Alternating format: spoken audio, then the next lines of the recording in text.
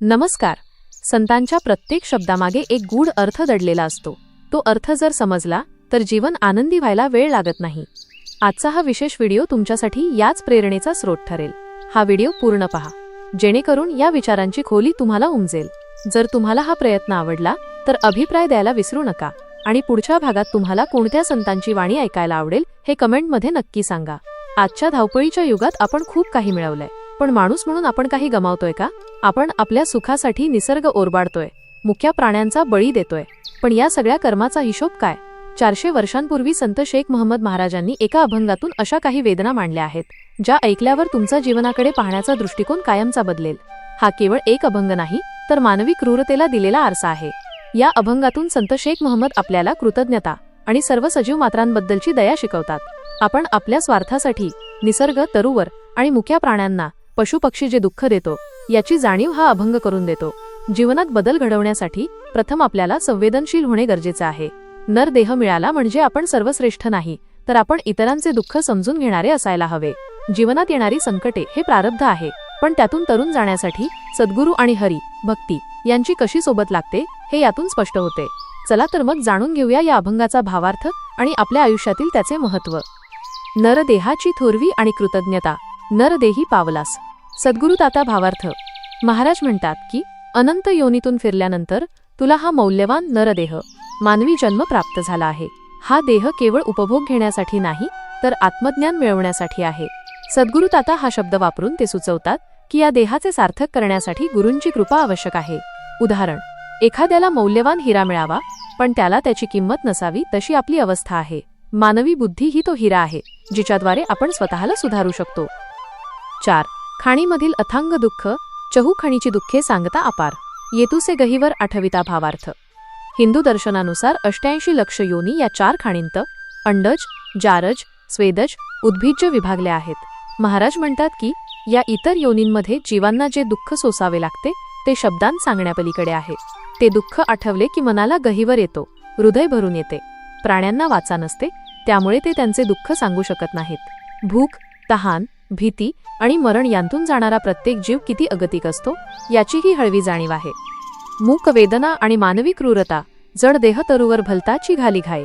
दुःख करुणाने, कोणा लगी ज्या जैसे आवडे तो तैसे तोडी. बहुजीव चरफडी, बोलता नये. भावार्थ. येथे वृक्षांचे उद्भिज्ज उदाहरण दिले आहे. झाड सजीव आहे, पण ते जड, स्थिर आहे. माणूस आपल्या स्वार्थासाठी किंवा आनंदासाठी झाडावर कुऱ्हाडीचे वार करतो. झाडाला वेदना होतात, पण ते ओरडू शकत नाही. बहुजीव चरफडी म्हणजे प्रत्येक जीवात प्राण आहे. तो जीव आतून तडफडतो, चरफडतो, पण त्याला व्यक्त होता येत नाही. माणसाची संवेदनशीलता इतकी बोथट झाली आहे की त्याला या निसर्गाच्या दुःखाची दया, करुणा येत नाही. निसर्गाचे पुनरुज्जीवन आणि प्रारब्ध संचित तुझे कृपे घाये बरे होती. मागू ते तोडीती पालव नाव. भावार्थ. निसर्ग किती सोशिक आहे पहा. एखाद्या झाडाला तोडले तरी ते पुन्हा पालवी फुटून जिवंत होण्याची धडपड करते. ही ईश्वरी कृपा आहे की जखमा भरून येतात, पण माणूस पुन्हा तिथेच घाव घालतो. उदाहरण: आपण जंगले कापतो, पण निसर्ग पुन्हा पावसाळ्यात हिरवा होण्याचा प्रयत्न करतो. मानवी हव्यास मात्र त्या पुनरुज्जीवनालाही थारा देत नाही. हिंसाचाराचे भीषण वास्तव, पशुमच आजापुत्र. शस्त्रे विदारिती, हे दुःखे फजिती, न कळे कोणा. भावार्थ. पशु, मासे, शेळ्या, आजा आणि स्वतःच्या पुत्रासमान मानले पाहिजे असे प्राणी यांना माणूस शस्त्राने कापतो. अन्नासाठी किंवा बळी देण्यासाठी होणारी ही हिंसा म्हणजे फजिती आहे. न कळे कोणान म्हणजे ही वेदना समजून घेण्याची बुद्धी माणसाने गमावली आहे. कलहाचा काळ आणि ईश्वराची साक्ष सयातीमध्ये वैराकार चाले. या दुःखाचे घायाळे. हरी पाहतोसी हरी म्हणे प्रलब्धे. भोगीती सुख दुःख, भक्ती अभक्ती देख, वंदिती निंदिती. भावार्थ. समाजात सयाती जातीपाती किंवा मानवी समूह एकमेकांबद्दल वैर चालले आहे. सगळीकडे दुःखाचे घायाळ पडले आहेत. इथे भक्त देवाकडे हरी तक्रार करतोय की तू हे सगळं शांतपणे का पाहतोयस. हरी म्हणतो की हे सर्व प्रारब्ध कर्माचे फळ आहे. माणूस स्वतःच्या कर्मानेच सुख दुःख भोगतो. कोणी भक्ती करतो, कोणी निंदा करतो, हे सर्व त्याच्या बुद्धीनुसार चालले आहे. वैराग्य आणि आत्मज्ञान हे श्रीवचन ऐकून. वैराग्य आत्मज्ञान पाहिले परतोन शेख महम्मदी. भावार्थ. भगवंताचे हे वचन ऐकल्यावर शेख महम्मद महाराजांना वैराग्य प्राप्त झाले. त्यांनी बाहेर शोधण्यापेक्षा परतोन म्हणजे अंतर्मुख होऊन स्वतःच्या आत पाहिले आणि त्यांना आत्मज्ञान झाले. सृष्टीतील सर्व दुःखांचे मूळ हे अज्ञान आहे आणि त्याचे निवारण आत्मज्ञानात आहे, हे त्यांना उमजले. सध्याच्या युगासाठी या अभंगाचे महत्त्व. हा अभंग आजच्या 21व्या शतकात अधिक लागू होतो. पर्यावरण रक्षण, झाडांना होणारी वेदना महाराजांनी शेकडो वर्षांपूर्वी सांगितली. आज ग्लोबल वॉर्मिंगच्या काळात निसर्गावर होणारे घाव मानवाच्या नाशाचे कारण ठरत आहेत. अन्नासाठी होणारी क्रूर कत्तल आणि मुक्या प्राण्यांवरील अत्याचार यावर हा अभंग मानवी संवेदनशीलतेला साथ घालतो. आजचा माणूस बाह्य जगातील स्पर्धेत वैराकार अडकला आहे. आत वळून पहा, पाहिले परतून हा संदेश तणावमुक्त जीवनासाठी महत्त्वाचा आहे. शेख महम्मद महाराज हे स्वतः समन्वयवादी संत होते. त्यांचा हा अभंग जातीपाती पलीकडे जाऊन केवळ जीव आणि त्याची वेदना यांचा विचार करायला शिकवतो.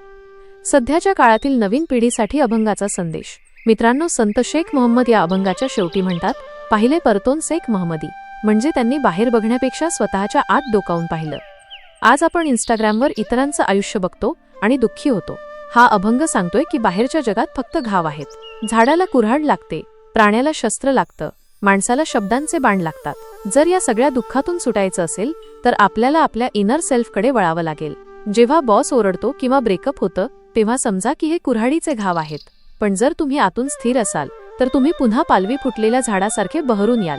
अध्यात्म म्हणजे टाळ मृदंग वाजवणं नाही, तर आयुष्यातल्या संकटांना शांतपणे सामोरं जाणं आहे. मित्रांनो, शेख महम्मद महाराजांचा हा अभंग वाचल्यानंतर आपली जीवनाकडे पाहण्याची दृष्टी बदलली पाहिजे. जेव्हा आपण एखादे झाड तोडतो किंवा प्राण्याला इजा करतो तेव्हा लक्षात ठेवा की त्यांच्याकडेही आपल्यासारखीच वेदना अनुभवणारी यंत्रणा आहे. अध्यात्म सांगते सर्व घटकांमध्ये देव आहे आणि विज्ञान सांगते सर्व सजीव एकाच प्रकारच्या अणूंनी, ॲटम्स आणि DNA बनलेले आहेत. हा मेळ घातल्यास आपण निसर्गाचा आदर करायला शिकू. नर देह मिळाला आहे तर त्याचा वापर केवळ उपभोग घेण्यासाठी न करता सृष्टीचे दुःख समजून घेण्यासाठी आणि ते कमी करण्यासाठी करा. शेख महम्मद महाराज शेवटी म्हणतात की हे सत्य समजल्यावर वैराग्य येते. वैराग्य म्हणजे घर सोडून जाणे नव्हे, तर मी या निसर्गाचा एक भाग आहे आणि माझा स्वार्थ हाच निसर्गाचा विनाश आहे हे समजणे. आधुनिक उदाहरण.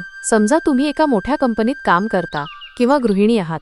तुम्ही प्रामाणिकपणे काम करता, पण एखादा सहकारी किंवा नातेवाईक विनाकारण तुमच्यावर शब्दांचे घाव घालतो. उदाहरणार्थ, कामाचे श्रेय लाटणे किंवा टोमणे मारणे. अभंगात म्हटले आहे, ज्या जैसे आवडे तो तैसे तोडी, म्हणजे ज्याचा जसा स्वभाव आहे तो तसाच वागणार.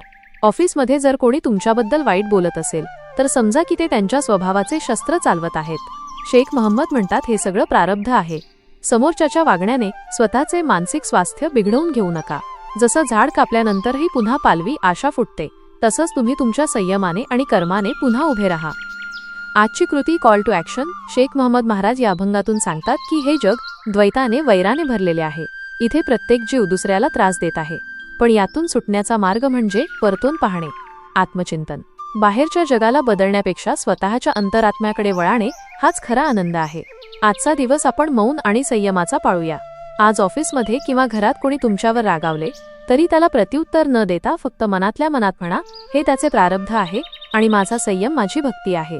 फक्त एक दिवस कोणाशीही वाद न घालता शांत राहून पहा. तुम्हाला तुमच्या आत एक वेगळीच शक्ती जाणवेल. धन्यवाद. शेख महम्मद सांगतात त्याप्रमाणे आपण केवळ नरदेही मानव म्हणून जन्मलो आहोत. आता माणूस होणे बाकी आहे. आपल्या शब्दांनी किंवा कर्माने कुणाचे मन दुखावले जात नाही ना, हे पाहणे हीच खरी भक्ती आहे. हा अभंग तुम्हाला कसा वाटला? तुमच्या आयुष्यातलं कुऱ्हाडीचं घाव कोणतं होतं आणि तुम्ही त्यातून कसे सावरलात हे कमेंट्समध्ये नक्की सांगा. आजचा हा भक्तीचा प्रवास तुम्हाला कसा वाटला हे कमेंटमध्ये नक्की सांगा. पुन्हा भेटूया नव्या संत वाङ्मयाच्या अमृतरूपी दरबारात आणि नव्या भक्तिविद्येच्या संगतीत. बोला पुंडलिक वरदे हरी विठ्ठल, श्री ज्ञानदेव तुकाराम, पंढरीनाथ महाराज की जय.